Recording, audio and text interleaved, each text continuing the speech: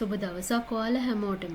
දුවත් එක්ක shopping කරන්න town එකට ගිහින් එන අරවින්ද ඇතුළු පවුලේ අයට දකින්න ලැබෙන්නේ නම් එච්චර හොඳ දෙයක් නෙවෙයි. ගෙදරට ඇතුල් වෙනකොටම ගේ වට කරගෙන තමන්ගේ පුතා යාළු වෙලා ඉන්න ගෑනු ළමයි ටික ඇවිල්ලා හිටියොත් තාත්තා කෙනෙක්ට මොනව හිතෙයිද? ඉතින් මේ අරවින්ද කියන්නේ හරිම සාධාරණ යුක්තිගරුක මිනිහෙක්. ඉතින් එයාට කාර් එකෙන් බහිනකොටම සුරාන්ත කියන්නේ මේ අපේ සහෙන් බේබි යාළු වෙලා ඉන්න ගෑන් ළමයි ටික කියලා. අයිෂුව හම් වෙන්න ගිහින් සහෙන් ගෙදර එන්නෙත් හරියටම මේ වෙලාවෙදිමයි.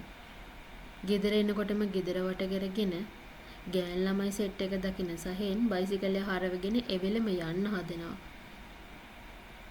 ඒක දකින තාත්තා කොහෙද යන්නේ?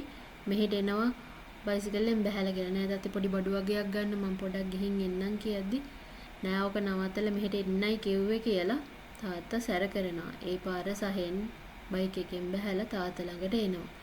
ඊට පස්සේ අර ගෑන් ළමයි ටිකත් එක්ක තාත්තා කතා කරනවා. ඔයගොල්ලෝ මීට වඩා සැලකිලිමත් වෙන්න ඕන. තමන්ගේ ජීවිතයේ වටිනම දේ කොහෙවත් ඉන්න මිනිස්සෙට පූජා කරන්න කලින් ඕගොල්ලෝ ගොඩක් මීට වඩා හිතන්න ඕන. මට ඉන්නෙත් ඕගොල්ලෝගේම වයසේ දුවේ.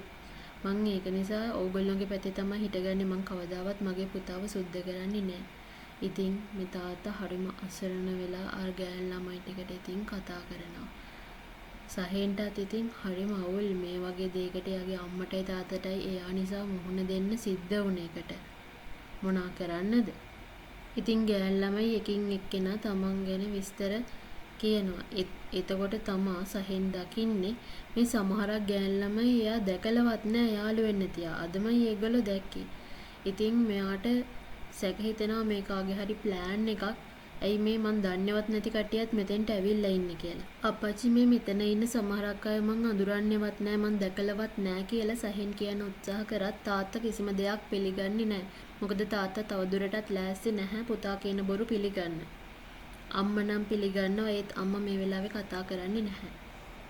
ඉතින් සහෙන් කට වහගෙන බිම් බලාගෙන තාත්තා කියන හැමදේම අහගෙන ඉඳියා. ඊට පස්සේ අර ආව ගෑන් ළමයි ටිකටත් අරවින්ද අවවාද කරලා එතනින් පිටත් කරලා යවනවා. ඊට පස්සේ තාත්තා පුතාට එයා නිසා වෙන ලැජ්ජාව ගැන කියලා හරිම කලකිරීමෙන් කතා කරලා එයා තරහින් ගෙට යනවා. ඉතින් දැන් සහෙන්ටත් ගොඩක් ලැජ්ජයි ඒ වගේම දුකයි. එයාට ඕන මොකද්ද මේ මෙතන වෙන්න යන්නේ? කවුද මේක පිටිපස්සේ ඉන්නේ? මේ හැමදේම හොයාගන්න. ඉතින් එයා තරහෙන් බයික් එකට නගිනවා මම මේක අද දෙකකින් එකක් විශ්ද ගන්නවමයි මම මේක හොයාගන්නවමයි කියලා. අම්මා සහෙන්ව නවත්තන්න උත්සාහ කරත් සහෙන් එතනින් බයික් එක අරන් පිට වෙලා යනවා අර වෑන් එක පිටිපස්සෙන්ම. සහෙන් පිට වෙලා ගියාට පස්සේ අරවින්දව හම්බ වෙන්න එන අනුරාධා එයාට කියන්නේ පුතා මෙහෙම කතාවක් කිව්වා. එතන ඉන්න සමහර ගෑන් ළමයියා කවදාවත් දැකලා නැහැ කියලා.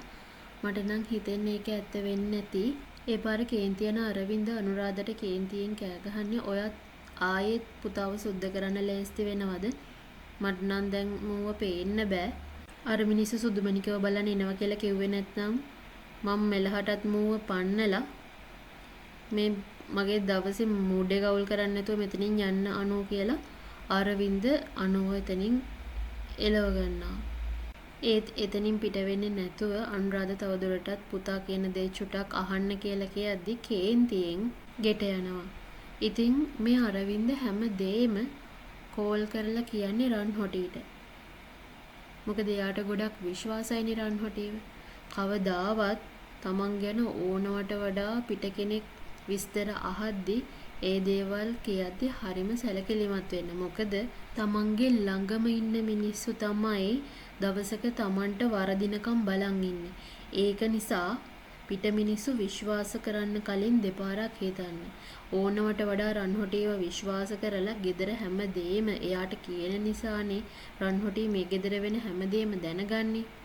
ඉතින් ඒක තමයි මේ අරවින්ද කරන මෝඩම වැඩේ. තමන් විසින් තමන්ම අමාරුවේ වැටෙන්න වල කපා ගන්නවා. ඉතින් වෑන් එක දිගටම ෆලෝ කරන සහෙන් දකින්නවා රන්දාර වෑන් එකෙන් බැහැලා අනිත් ගෑන් ළමයින්ට සල්ලි දීලා එයාලව පිටත් කරලා යවනවා.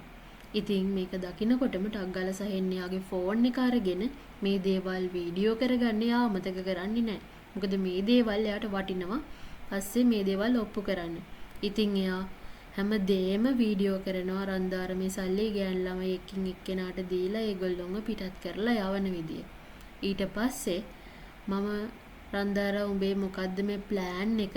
මම මේ දේවල් ඔක්කොම හොයාගන්නම්. මම උඹව දිගටම ෆලෝ කරනවා කියලා එයා හිතා ගන්නවා. ඉතින් මේ කිසි දෙයක් දකින්නේ නැහැ රන්දාර. එයා වෑන් එකට නැගලා ආයේ යන්න පිටත් වෙනකොටම ටක් ගාලා සහින් ෆෝන් එක සාක්කුවට දාගෙන බයිසිකලයට කවර් වෙන්න පහළට බැහැලා හැංගෙනවා.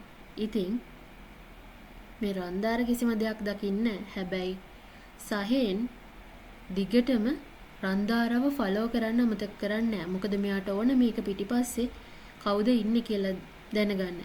රන්දාරා එයාගේ හිස්ටරි එකේ අනිත් විස්තර දන්නේ නැහනේ. එයා දන්නේ අතක යාළු වෙලා හිටපු කාලේ දේවල් විතරයි. එහෙම කෙනෙක් මෙච්චර දෙයක් කරයි කියලා සහෙන් විශ්වාස කරන්නේ නැහැ. ඉතින් දැන් සහෙන්ට සැකයි මේ රන්දාරව යූස් කරලා කවුද මේක පිටිපස්සේ ඉඳන් මේ වැඩේ කරන්නේ කියලා හොයන්න. ඉතින් එයා දිගටම රන්දාරව ෆලෝ කරනවා. ඉතින් දවසක් රන්දාරා රන්හොටිගේ ගෙදරට යන දේත් ඈත ඉඳන් බලන් ඉන්නවා. ඉතින් මේ තාත්තා හොඳටම විශ්වාස කරන ඒගොල්ලගේ ගෙදර නිතර එන මේ රන්හොටිගේ ගෙදරට රන්දාර යන්නේ. මොකද්ද රන්දාරට රන්හොටිය එක්ක තියෙන සම්බන්ධතාවය? සමහර විට මේ හැමදේම ළඟින් ඉඳන් අපිට වල කපන්නේ මේ රන්හොටිය වෙන්න පුළුවන් කියලා සහෙන්ට සැක හිතෙනවා. හැබැයි සහෙන් දන්නේ නැහැ මේ ෂෙනායගේ තාත්තා කියලා. මොකද ෂෙනාය එක්ක යාළු වෙලා ඉන්න කාලේ රන්හොටිය හිටියේ රටනේ. ඉතින් සහෙන් දන්නේ නැහැ මේ ෂෙනායගේ තාත්තා කියලා. ඉතින් ඔහොම ආයෙත් දවසක් මෙයාව රන්දාරව ෆලෝ කරද්දී රන්දාර ෂෙනායව හම්බ වෙනවා දකිනවා සහෙන්. ඔන්න එතකොට තමයි සහෙන් මුලැමැදාග ඔක්කොම ගලපගන්නේ. මේ ඉන්නේ රන්හොටිය කියන්නේ ෂෙනායගේ තාත්තා. ෂෙනායට පිස්සු වැටුනේ මං හින්දා. එයාගේ අම්මා නැති උනේ මං හින්දා. එතකොට ෂෙනායගේ මේ මුළු පවුලම විනාශ වුණේ මං නිසා කියලා සහෙන්ට ඔක්කොම තේරෙන්න පටන් ගන්නවා. එහෙනම් මේ රන්හොටි අපේ තාත්තගේ ළඟම ඉඳන් අපේ හැම විස්තරයක්ම දැනගෙන අපේ පවුල විනාශ කරන්නේ මෙයා තමයි කියලා සහෙන් ඉක්මනටම හොයා ගන්නවා. ඊට පස්සේ සහෙන් වෙනම ප්ලෑන් එකක් ගහනවා රන්හොටිව මේ ගේම් එකෙන් අයින් කරන්න. රන්හොටි එක්ක හැපෙන්නත් ලේසි නෑ. මොකද රන්හොටි නිකන් ඉන්නෙත් නෑනේ. ඉතින් මෙන්න මේ ගේම් එක තමයි කතාව ඉස්සරහට ඔයගොල්ලන්ට බලා ගන්න පුළුවන් වෙන්නේ. ඉතින් ඔයාලගේ අදහසත් පහලින් කමෙන්ට් කරන්නකෝ. ගිහින් එන්නම්.